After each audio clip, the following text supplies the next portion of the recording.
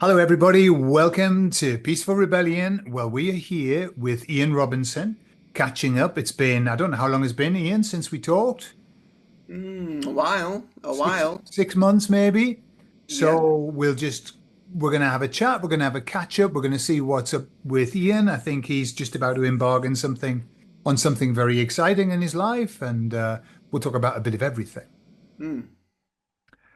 So, how is life for you, Ian? Whereabouts are you based in the UK? I'm in County Durham, in the northeast of England. Okay. So yeah, but life currently is very, very busy. I've just been doing a personal training and gym instructor course. So I've been doing that. So I'm currently qualified as a gym instructor, and I'm just waiting to get my qualification or get some coursework marked off to become a personal trainer.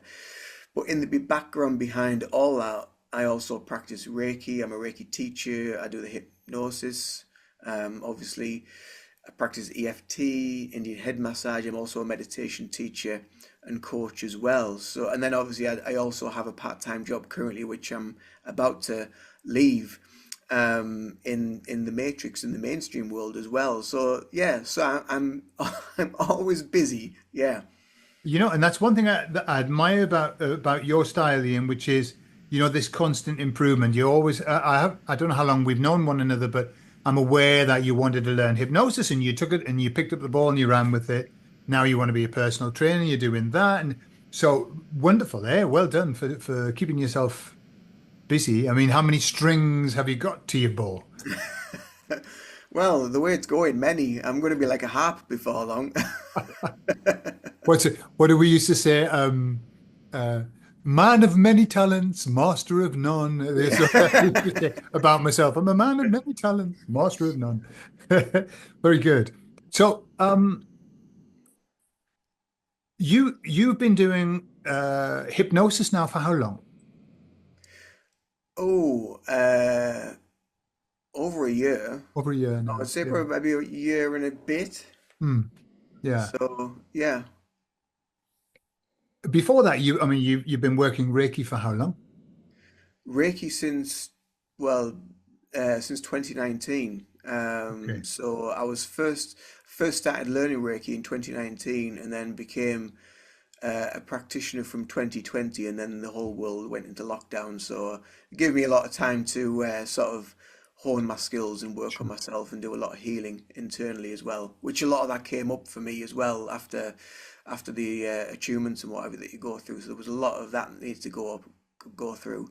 Um, but it also that time gives you a lot of time to kind of like reflect on life, and it gives you time to reflect on where you are, what's going on, Mm. in the world, and why are we all doing this? Why are we why are we all buzzing around in this madness when this actually feels really really nice being able to do my own thing? Sure. And I think it made people realize that um, life is for living and life is for appreciating and life is it's what you make of it really, and I think part of the matrix and the mainstream world, it wants to try and give you the least opportunity possible to be able to do anything, the least amount of money, the least opportunity possible to be able to do anything. So basically you have to just grasp it with two hands and just say, you know what, I'm just going to go for it, I'm just going to do it. And like I said earlier, things are just for grasping hold of and just give it a go. If it doesn't work, try something else, but there is always opportunity out there. It really Sure. is. Yeah. Sure. Yeah, yeah. I heard a nice expression when somebody was talking about how the matrix works, and he was saying that business wants to get out of you the maximum amount of effort for the minimum amount of money, and we want to get out of the business the maximum amount of money for the minimum amount of effort. It's like it doesn't really work. It doesn't Yeah. really work. Yeah. So, yeah, I think I mean I worked for the man for 20 years in textiles in a very, very intense job. And then I started working for myself. So I've seen both sides of the coin, and to be honest, being your own boss there is nothing like it in the world. There is no job in, working for the man that's as good as working for yourself. I am the best boss I've ever had, Mm, yeah, you know? There's nobody better than I am as my boss. yeah, yeah. I can imagine. It's just like, yeah, it's one of them things as well. And I know we had a little bit of a chat before we came on camera, but it got to that point where the stuff that I was doing, it was like the job itself was creating like a block, and it was almost like that there was a crossroads was coming up, and I had to make the decision, and I'd sat and procrastinated with it for so long. And I'm terrible for that. I'm terrible for like procrastinating and thinking about stuff for so long, rather than just saying, just bloody get on with it, and just do Mm. it.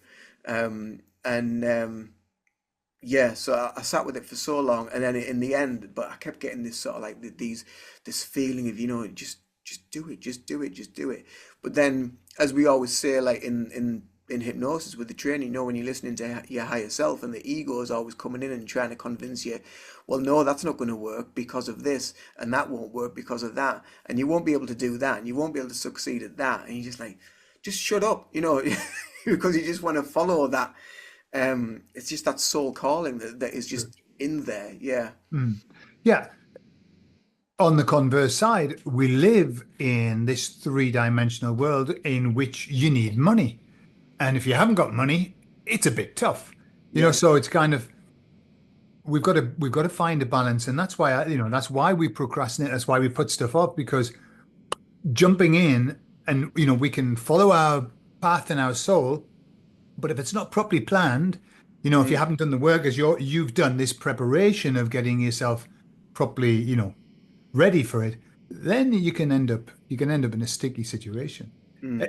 eh, got a question for you. So you've been working uh, with people in Reiki, and people bring all kinds of issues, I'm sure. Then you've been doing hypnosis, etc. What would you say would be, let's say, and I know it's difficult to kind of pinpoint it, but what would you say would be the biggest issue that people have that they bring? Anxiety. Hmm. About Straight what? away. Um, about life in general, about their situation, about um, maybe some addiction things that they got going on, which is created from the anxiety that goes to the addiction because they think that's going to solve the anxiety. Sure. But I mean, anxiety across the board, with so many people that I speak to, and that come for therapy work and clients and what have you. I would say 98% of them come with anxiety issues. They may not even be aware of it to begin with. It's something that they might afterwards they might start like thinking, oh, actually, yeah, I have got this issue. I am feeling this. That I do have this overactive mind that's always questioning things and creating the worst case scenario. And I think as therapists, and you might have found this as well yourself, but when I first started and I wanted to learn Reiki, I was going through a lot of mental health issues myself. So I was going through depression and anxiety and panic Hmm. attacks and all that sort of stuff. And through my teaching and what I was taught, my teacher often said to me that you tend to attract people that you have kind of like gone through the same issues with Yeah, because you have an understanding of it. sure. You have a deep knowledge of it, and they will be attracted to you and drawn to you, not because you're an anxious person, but because you're actually very empathetic to their situation and to their way of being, and you can understand and you can empathize with the situation that you're in. And I find that a lot when I speak to people about it, and I can just so resonate on every level with them Mhm. of what they're going through and what they're struggling with, and being able to give them little insights or snippets of things that I've tried and I've used to try and sort of calm the monkey mind down in all those years Yeah. that have passed. Yeah. Hmm. Yeah, it's interesting that you say that. What I'm aware of is, for example, on all of the courses that I've been on, the hypnosis course, the NLP course, and then other courses, I used to always look at all the people who were on the courses thinking, I think they all need therapy. I think that all these people learning to be therapists are a little bit, ooh, myself included. And I think people who have had very, very tough experiences tend to be drawn toward that kind of healing. Once they start, I found that as I went through that training, I healed myself. The Mm. training started to heal me. Hmm. But also, I'm aware that the best therapists are the ones who've been where you are when they're working with you. The Hmm. one who can really help you is the one who's walked in your footsteps before. Because I suppose because you understand where they are, but also you understand that there's a way out, that you can get over it. Yeah. And it's that belief. I suppose as a therapist, if you're working with somebody and you have no idea what that feels like, you don't know whether they can get over it or not. But for example, if I work with somebody who's just come out of a cult, I know for a fact that I can help them to get better. You Mm. know, all right, is it a big job? Yes, but I know because I've done it.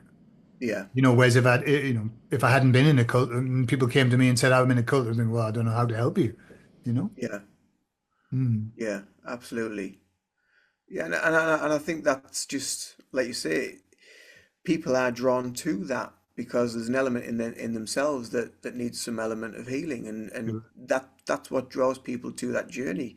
And we often see, I think, well, I often see for sure, that lots of posts on social media and what have you about about healers and people that are practicing therapies, and they aren't perfect people.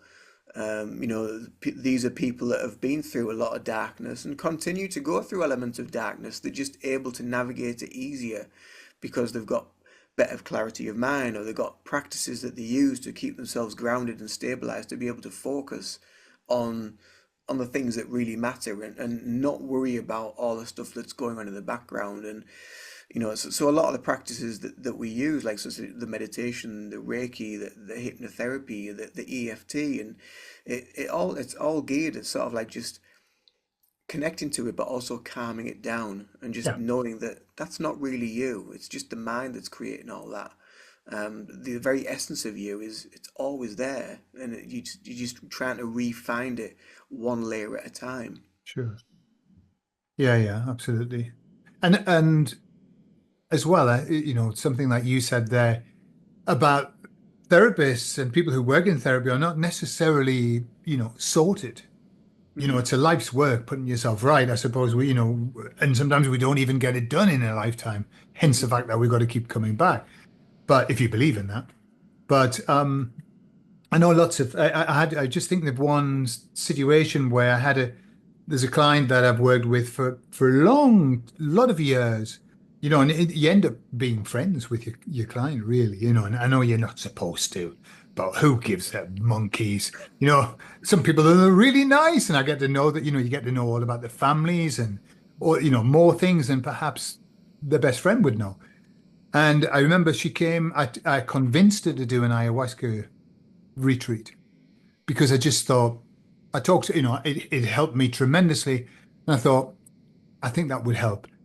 And so she went and she really enjoyed it. She had a very tough time. But then she came on the same one as me. And during the weekend, we were all, doing our thing and whatever. And afterwards she said, wow, I've discovered that you're just the same as everybody else. Mm. Because I think I was giving some feedback and I burst into tears and I was crying about something. And she said, "Oh man, it was like, thank God that, that they're just normal. Therapists are Mm. just normal." Yeah, Yeah. that's interesting you bring up ayahuasca retreats because for some reason lately they've been very, very prevalent on my YouTube feed. So Okay. I've been watching a lot of the videos of them, and I'm just like, oh my God, it's there's something that is profoundly interesting in there. And the difference in the people when after the retreat, after what they've gone through, the ceremony and everything, the 3 days or however long it might be, seeing them beforehand and seeing them after, there's something that is just like there's some profound shift that's taken place, and you can't quite see it. You can see it physically slightly, but there's just something within the way that they are, the way in their being, in the way that they just seem a lot more relaxed in their own skin. They seem a lot more at peace with themselves, a lot more at peace with the world, and not so wound up with things. Sure. Um, so yeah, that's interesting. That, and I've been watching a few of them videos, and yeah, they've been very interesting. Well, if you ever fancy, you don't need to go all the way to Peru. I know a man who can here in Spain, and it's I what I think about. I know we're going down the ayahuasca route, and that's probably not the intention, but what I've discovered with ayahuasca, that experience is that one night with ayahuasca is worth, I reckon, a year's worth of therapy. Mm, It's like, but obviously there's a price to pay because therapy's not easy. Therapy's a tough thing to go through. You've got to face your demons, you've got to face your shadow. Well, imagine that compressed into one night or two nights. I'll do a weekend, yeah. just a Friday and Saturday. At the beginning, that was so tough. But I've seen the same, these changes in people, and I've seen the change in myself as well. Mm, And it's that you come out, I don't know if you notice in the interviews that they do afterwards when people are talking about the experience, often the cry, mm, they're often brought to tears. yeah, yeah. And it's very common that after you've had these experiences, it's almost like somebody's put their hand down and just dragged out everything. And Mm, you're like, whoa, and it's very emotional, but yeah. very, very life-changing. However, it isn't a miracle. Mm, It's not a miracle. What it does, it shows you what your path is, it shows you what you have to do, and then you have to do it. yeah. Yeah. Yeah. So it's a collaboration. Yeah. Mm. Yeah. Yeah. They have been extremely powerful, the ones that I've seen, but that you said there as well is so true about so much. That it's showing you like who you are. It's showing you where you were, but it's also showing you that the things that you also need to continue to work on, Sure. which a lot of the ways is what we're doing. Within our practices, is we're guiding people into the areas that need to be guided into. To be able to facilitate that healing a little bit further, or their awakening, or being aware of their shadow, whatever it might be. Um, because I often get the question asked, well, how many sessions will it take? Mm. Well, I really don't know. It depends on how much you've got in there that needs to be looked at. Well, I've only come for this. Well, yeah, but you'll come for one thing, but other things will come up, other things will arise, and that's part of the journey. That's part of the process. And it might sound, a lot of people might think, well, it sounds like a bit of a cop off, and you're just trying to make more money out of me, or whatever. But that's the experience that I had, but that's also the experience that I see as well through the healing journey of what they go through. They come with one thing. You do a few sessions, maybe a week worth of sessions, or 5 sessions over a course of weeks, and then other things they start to become aware of, other things in their life, the way that they behave, the way that they react to certain people are starting to trigger them. They become more sensitive in various areas of their life that they just weren't sensitive to before. Mhm. And it's kind of upsetting them a little bit because they don't know how to deal with it. They don't know how to live in that way, in that mindset. So then you have to look at areas of that as well. Sure, yeah. One of my teachers used to say, never believe your client. Okay, and which seems like a paradox, because I believe everything that they tell me, Mm, but never believe them when they tell you what the problem is. They mm, have no idea, mm, no idea what the problem is. All that they're giving you is the problem that's manifesting itself at this moment. But it's like when you were talking, it's what I see. It's like we have a way of protecting ourselves, and that is by creating layers upon layers of stuff. And so mm-hmm, the manifesting problem is the top layer. And yeah, you come to therapy and somebody will take that top layer off, and then all it does is exposes another one. You go, mm-hmm, oh, hang on a minute, I've got another problem now, and we'll take that one off. So for me, that therapy, the essence of therapy, and it's the same. People say, how many sessions? And I say, well, count on a minimum of three, Mm, and that's just to do the very, what I think is, I see it like this, get the person in, let's resolve the past first. mm, I think to do them a service, it's to resolve the issues they've got so they can go forward whole. mm. Because there's nothing worse than stumbling forward and you're still broken, and you just continue to stumble on. So that's kind of my focus is always let's get everything sorted from yesterday and beyond. Once that's done, then we can look at now and then we can look at the future and see and normally what happens, what I find, because I think we're all perfect. We're all beautiful. We came into this world as these beautiful diamonds and all this shit was poured on us and thrown at us by all of these big people around us. Once you can clear the shit off, Mm. people discover that they're okay. Yeah. We don't need to be super people. We just need to be okay. There's a book about it. I'm okay, you're okay. Just being okay Mm. is a great start for getting on in life. And that's Yeah. that's how I see our job is to help people to be okay so they can Yeah. move forward. Yeah. And to be okay is enough. It's enough for a lot of people just to be okay because there's so many people that aren't okay and they're just looking for okay. Yeah, Um, and then there's a lot of people that are like looking for, well, I just want to be happy. And you're like, well, again, it's one of them things. Well, what's going to make you happy? But then so many people will be like, well, I've tried this and I've tried that and I've bought this and I've bought that and none of that made me happy. So that's because you're looking externally for happiness. The happiness is already there within you. What you need to then have an aspect of is what around you and what emotions and what mental blockages are stopping you from getting to what is in the center of you to find that happiness, to find that diamond or that light that is there, because that is the truth. That is where the truth always is, and that's what you'll find. sure. And yeah, happiness is, the I often mention the in the US, they wrote it into the Constitution, the pursuit of happiness. Like, bad idea. Bad idea. That means you're pursuing it. It's always in front of you. It's always out of reach, Hmm. but you've got to Yeah. pursue it. No, it should be finding happiness Mm. within, yeah. Yeah. Because I just look at a little child, a little baby, a little child of, before the world happens. They are happy. They are intrinsically happy. They're born happy. There's nothing unhappy about them. Yeah, they can cry. They can go through the range of emotions, but the default place is happiness. And Yeah. then life comes along. And in a more kind of spiritual way, that's meant to happen. We say it's terrible, school comes along and parents and we all get it wrong and then the kids are all screwed up.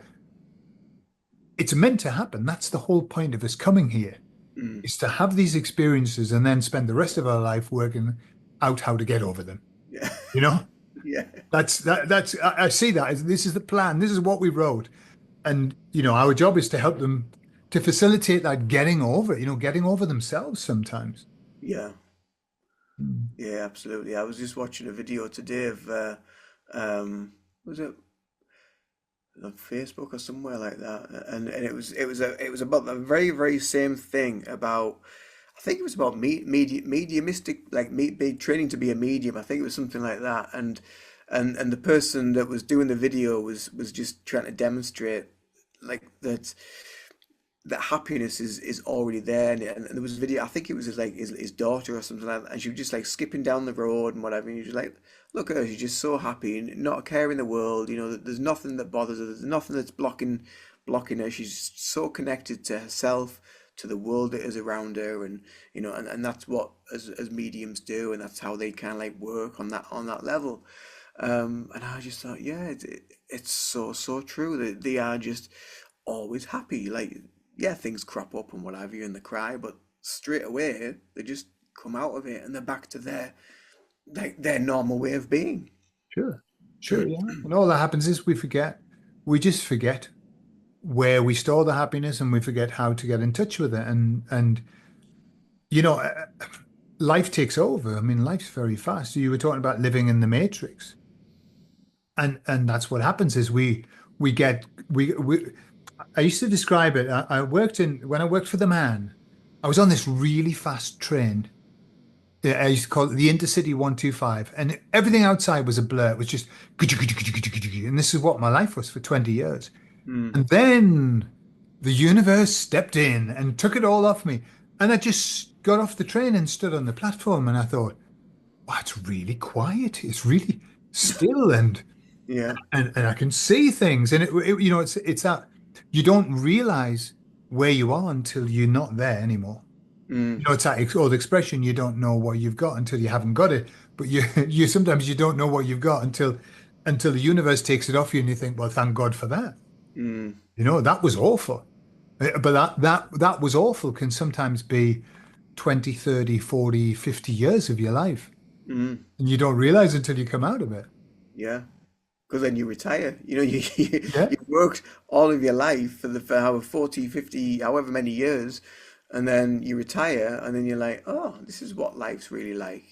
But then you get to that age, and because you've been so conditioned to always have to be busy and you always have to be on something, it probably takes you 5 or 6 attempts to retire, and you can't calm down, you can't settle down, you're just not used to that quietness. Yeah, it's a strange old system, isn't it? But it's Sure. in its own way, like you say, it's there to teach us as well, to show us.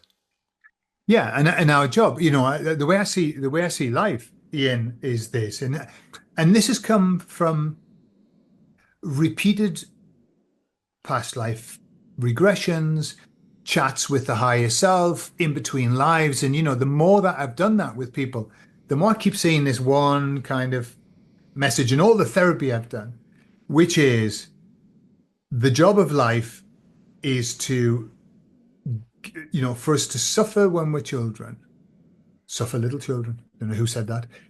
Suffer when we're children. And so we get messed up then. And then the job is for us to, as quickly as possible, put that right. But I don't think that we can avoid the suffering.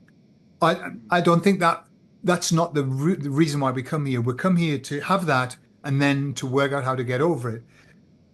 The job is to do it as quickly as you possibly can, clearly. But, it isn't that easy. What would you say would be the average age of people coming to therapy for you? Oh, usually usually mid 30s to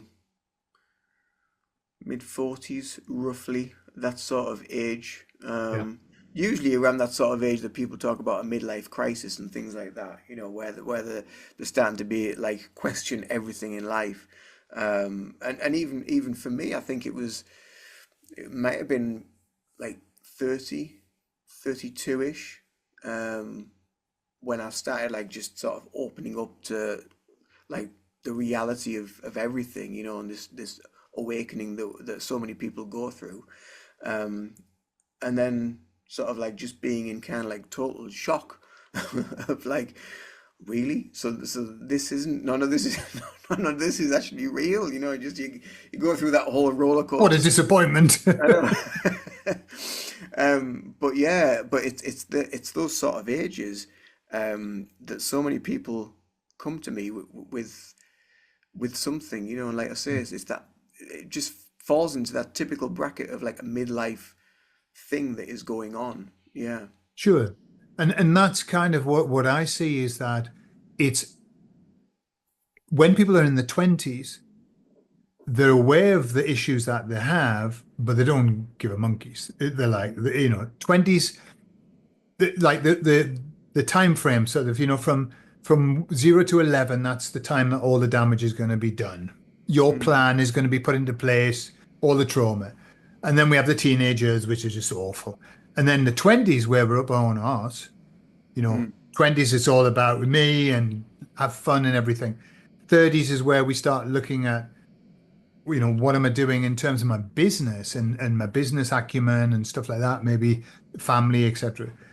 And it's as we're heading toward that 40 that we start thinking, hang on a minute, I've got to sort my life. What about me and my life? And so it's kind of, although we've got to do it quickly, generally it doesn't happen. It's I think if you were completely sorted in your 20s, you were very, very lucky, Mm, very fortunate. And I think most people, and some people, I mean, I've had people who are in the 50s, 60s, and they're still not sorted. They haven't found that peace. They yeah. don't, I remember talking to a guy who was 50, maybe 55, and I said to him, so your job, you had a really good job as well in the bank. And I said, so do you like your job? He goes, no, I don't. Never liked it. And he was like 50, he'd been on it like for 30 years or whatever. And he said, I still don't know what I want to be when I grow up. And I thought, wow, you spend like 35 years in a job you don't like. Mm, Man, that's not good. no. It's not good, but it's very common. Mm, yeah. It's too easy, isn't it? It's too easy to become comfortable, I think. And just not have to like step onto a different path, because you just think, oh well, this is it, I'll just do this. And that used to be the norm probably like maybe what 20, 30 years ago. It was the norm to have a job for life. Yeah. Whereas now you don't have a job for life. There's so many jobs that are sort of like 0 hour contracts or minimum like 4 hour contracts, or so you have to have multiple part-time jobs, and then you have to juggle all that uh, to be able to do all these different jobs at the same time, and then you've got maybe children and family and that you all the other commitments that you have to look after as well. So yeah, it's that was probably like a generational thing where you did Yeah. have a job for life. You got your pension, and at the end of it, that was it. Life was rosy. You got your pension, and that was kind of like the goal that people looked for, was just like paying the mortgage off and getting a pension, and that was it. That was the life done. Yeah. Whereas now we're in a whole different age of people and um, entrepreneurs and new younger people coming through with great vision now. I think there's a lot of growth, especially in a lot of the youth that's coming through. I mean, here at the minute, that there's like a grey era age of like teenagers that just have no sort of, they just have, they almost like soulless really. There's like sort of no desire to them. But the younger ones below them, there seem to be like a new level of consciousness in them, whether it's to do with a new earth or whether it's to do with the golden era that so many people talk about. But there's something more about them, and more just a spark of life in them, that they know what they want to do. And I mean, I was talking to my trainer today, and he said he had to go and do a talk at a school in the village where the gym is. And this school, it's all like sort of like infants, juniors, so only young, like Mhm. 6, 7, 8 year old or whatever. But they're already thinking of concepts of how to start their own business, like Wow. at that age, So they're coming through with all these new visions of how to be in a newer world, because I think that now is part and parcel of how we're going to have to be able to, I suppose, manage on some level, because we can't put our faith and trust in, well, we never could really, but our faith and trust in any governments or jobs or anything like that really, and we have to just look after ourselves, look after our own backyard, and that's where we can then, we can look after and nurture our garden and create more for ourselves. I agree. I agree entirely. I do think that we're moving into a completely different age, and all of it's a funny time because all of these structures that everybody depended on, government, medicine, finance, education, all of that, they're crumbling. They're going to Mm, collapse. They've got to, because they're old, they're antiquated, they have no place in this new earth that we're getting. And what's going to come through, I think, is exactly that. These young, bright, entrepreneurial people who have the intention. This is kind of where I'm coming from. The old structure is self-feeding. It has Mm. no intention of helping. All it Mm. wants to do is to feed itself, Yeah. you know, like the serpent eating its tail. And there's going to be this new wave of people who actually want to help, Mm. who just like people and want to help people. And it'll be such a paradigm shift for the earth because, I was thinking about this. Imagine a world in which everybody wants to offer something positive to the world. Everybody wants to help. Everybody wants to create something that's going to make people's lives better. Imagine a world like that rather than everybody wants to earn money. Mm. That's where we've been. It's in the old Capricorn, top down kind of, no, I've got the information and you have to pay for it. Mm. And we're seeing this change of people just, I mean, the ideas are out there. If I've seen one, I've seen oodles of videos of people who have found ways of producing things freely Mm. that normally have to be paid for, dug out of the ground and stuff like that. And of course, it's illegal, and it's again, the knock you off if you try, say, oh, I can actually run this, I can run my house, and I don't have to pay anything, on electricity. And they go, "Whew, next day, you're Yeah. dead." Yeah. Yeah. You Yeah. know, but there's more and more and more and more of that coming out. There's people just saying, "Hey, I found a way of doing this. I found a way of doing that." So everything's there in place, and it's just a matter of the old structure getting out of the way, which Mm. we're seeing now, the fall of the old structure. And then, it's like they're going to go wham. There's going to Yeah. be no stopping that. Yeah. There's a book that I read by oh, can't remember her name now, but she wrote a book called The Golden Future.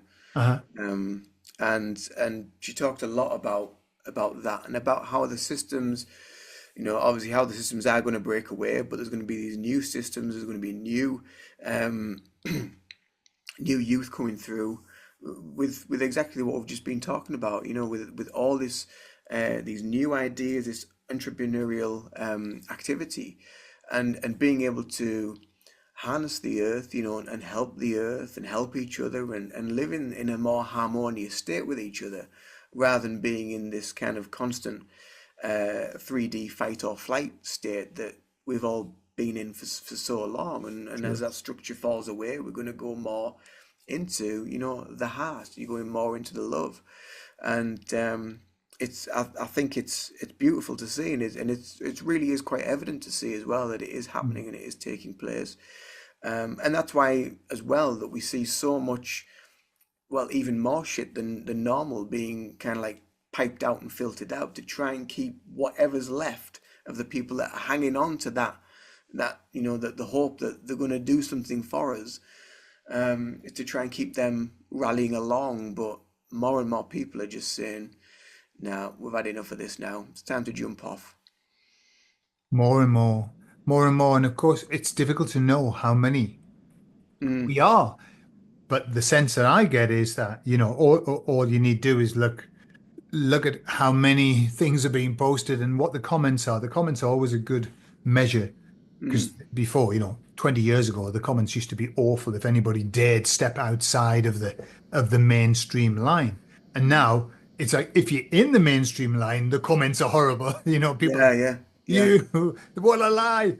So I think we're in a very, very different place, and it's got that inertia, that momentum once it really starts, and I think we're just on that roll now, Mm. then it's going to accelerate at a pace like we've never seen before. Yeah, yeah, for Mm, sure. Yeah, exciting stuff, eh? very much so. Very much so. Mm. So Mm. listen, just to round off, Ian. So you are a master Reiki how do you say it? Master Reiki practitioner or master Reiki I always say Reiki teacher practitioner. teacher practitioner? Yeah. I Yeah. don't like using the word Reiki master because it sounds a bit too kind of like up my own ass kind of thing. It like, oh, I'm a Reiki master. Well, I'm a Reiki teacher practitioner, so Super. yeah, Super. In brackets, master. yeah, yes, Oh, in brackets, yeah, yeah. yeah. If you push me, all right. Yeah. So, and you do stuff online, yeah? You'll work with people online. Yeah, I work with a variety of people online, but more in person now. There's been more people in person rather than online Nice. now. So it's been nice to. When I first started the business, it was very heavily all distance work. It was online work, but now it's segued to pretty much all in person. So it's been nice Right. to actually connect to people and work with the energy one to one with people and understanding the difference between the two modalities of what I'm experiencing and feeling during the sessions as well, which are totally different for me and probably for the clients as well. Yeah. Yeah. I do like working in person. I mean, I rarely do. Only sometimes people will come to my house, but I live in Spain, so they tend to Mm, be Spanish people. Um, but yeah, I do like working in person. However, I generally work online, but that's okay. It's absolutely fine as well mm, online. Yeah.